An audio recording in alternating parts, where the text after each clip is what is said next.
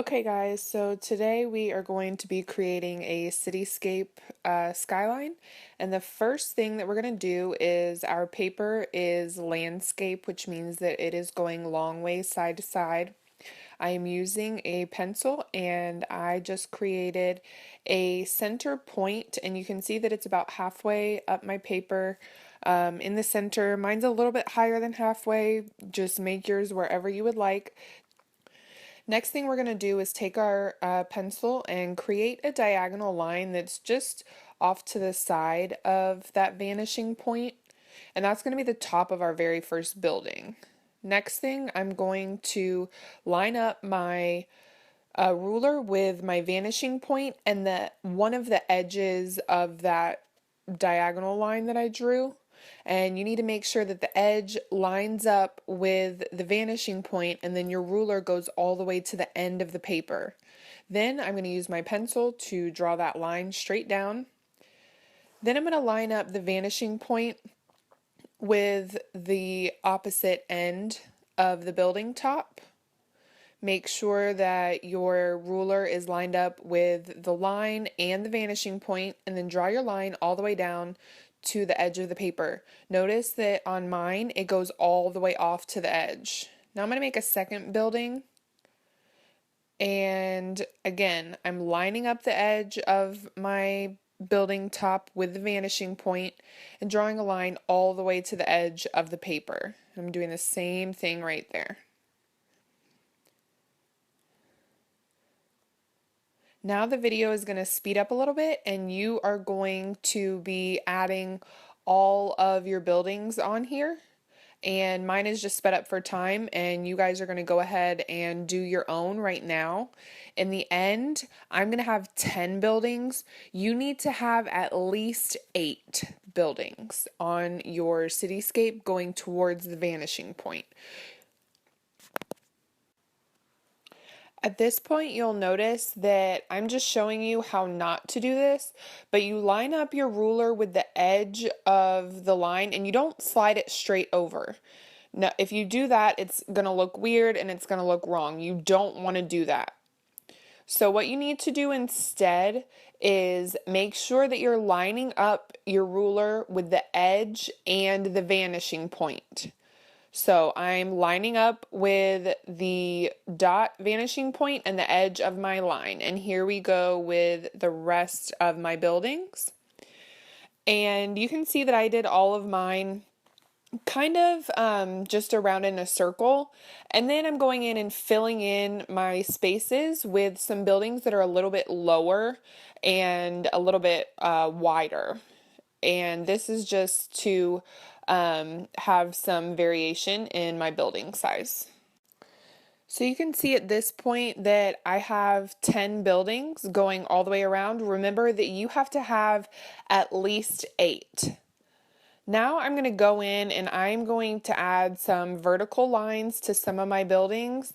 And this is just going to help to show the elongation and the perspective of the buildings. And I am still lining up the ruler with the vanishing point and going all the way to the edge. You'll notice right there, vanishing point all the way to the edge. And I'm going to do this on like 3 of my buildings, and I separated them. It's not the same amount of buildings in each one.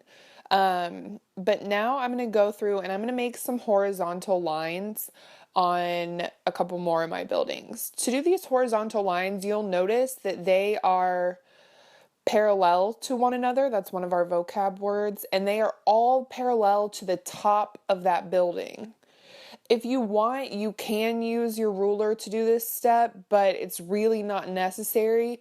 It's actually a lot easier to space them out if you're looking at the whole thing. So I did that on 1 building, and I'm going to do it on 2 more. These are eventually going to be turned into some windows.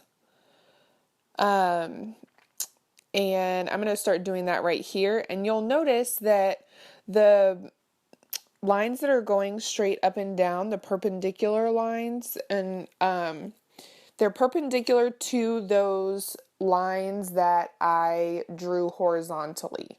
So they are going straight up and down, and I'm kind of making a little L shape. That's going to help me to have just the idea of a window. It doesn't need to be perfectly, in line with everything. Now I'm going to keep adding some windows. You can add windows over the whole thing if that's what you want to do, but it's certainly not necessary. I closed out some of the windows. I left some just as L's, but now I'm going to continue doing that throughout the building. You can see in this one, I'm using more of a scientific way to do it with the ruler, but you certainly can just eyeball it. It's up to you, whatever way is most comfortable and easiest for you.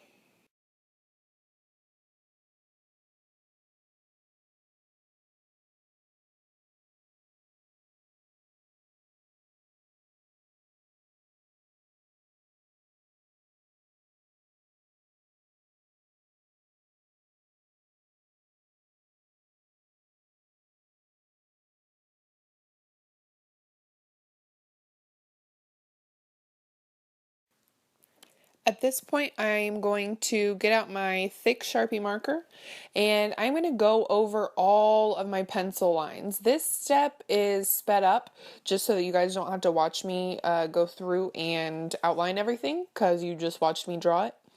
But I'm going to make sure that I'm going slowly and really thinking about the lines that I'm drawing. I also can take this time to kind of edit myself and edit my pencil lines.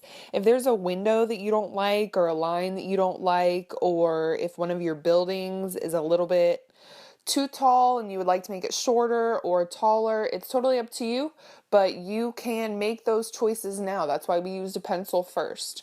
Once you outline everything, go ahead and erase those pencil lines. Make sure that you're careful when you're getting to the edges because you can see how I kind of bent up the corner right there, but just go ahead and erase any stray pencil marks.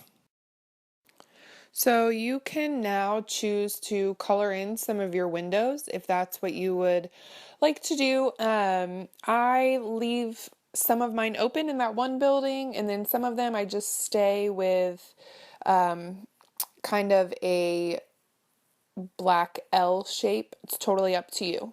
Next thing I did was I drew a circle around my vanishing point, and then I made just some circular lines going all the way around, and this is what's going to kind of show us where to fill in with paint later on. I'm not drawing my lines through the buildings, just kind of in the skyline area.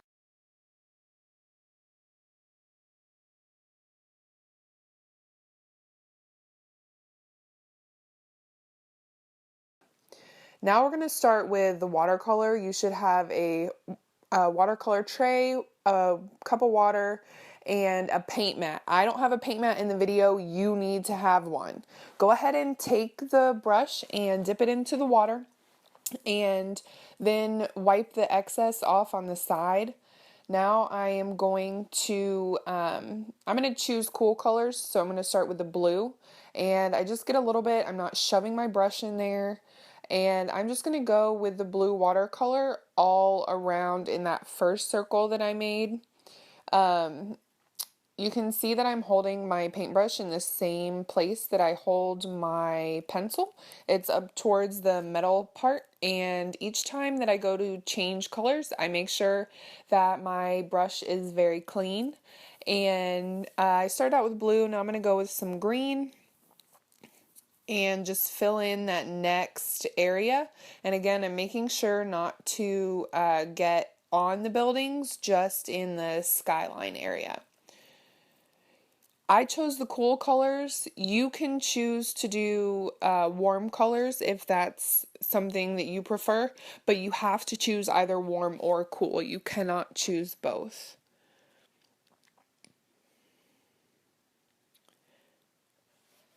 And this is just a time lapse of me filling in the background. Your colors are probably going to blend together a little bit where the wet watercolor is touching the next color. That's totally fine. For me, I wanted it to kind of blend into one another, so I wasn't too worried about it. But if you want it to, not bleed together, just make sure that your first area is dry before you do that next color. But I'm going to fill that in. And I wanted to mix some colors, so I got a clear paint tray. If you need one, you can come see me for one. But I put some of each color on that, and then I mixed it on that plastic lid instead of inside my watercolor tray. And I always have these mixing lids. If you ever need one, just come see me for one instead of mixing up and making your watercolor tray nasty. At this point, I am done with the watercolor, and I am going to make sure my brush is cleaned out, and I'm going to leave this to dry before moving on to my next step.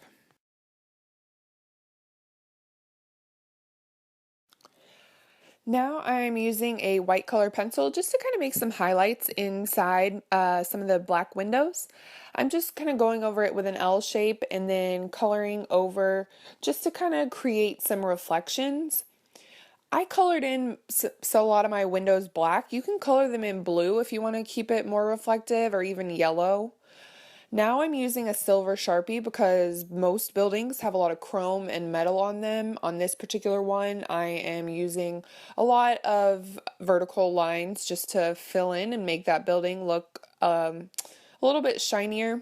I only have a few silver Sharpies, so if you need to come borrow one, that's fine, but you cannot use it to color in your entire building.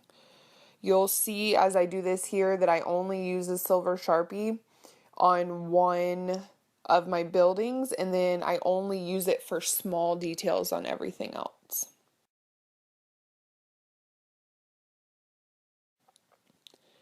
So I use the silver Sharpie. I also use just a regular graphite pencil. Right here, I'm kind of going over my outside lines just to thicken them up a little bit. I do have to tell you though that that silver Sharpie is going to show through the black no matter what you do. So if you mess up with a silver Sharpie, there's no covering it up because that black Sharpie marker just kind of sinks underneath it somehow. I'm not really sure how it works, but that silver Sharpie is always going to show through. But I just wanted to kind of clean those lines up a little bit and make them a little thicker. And now I'm going to use a just regular graphite pencil to color in one of my buildings. You can also use a black crayon or a black or gray color pencil. It's totally up to you. And you'll notice that I am making that as I'm coloring in that building. It's going to cut out in a minute, and I'm really sorry that it didn't keep going. But as I'm coloring that in, I'm going to make the darkest edge closest to the edge of the paper, and then it's going to get lighter as it goes in towards the center. And I'm just doing that by changing the pressure of my pencil. So you can play around with that and make a nice gradual shift.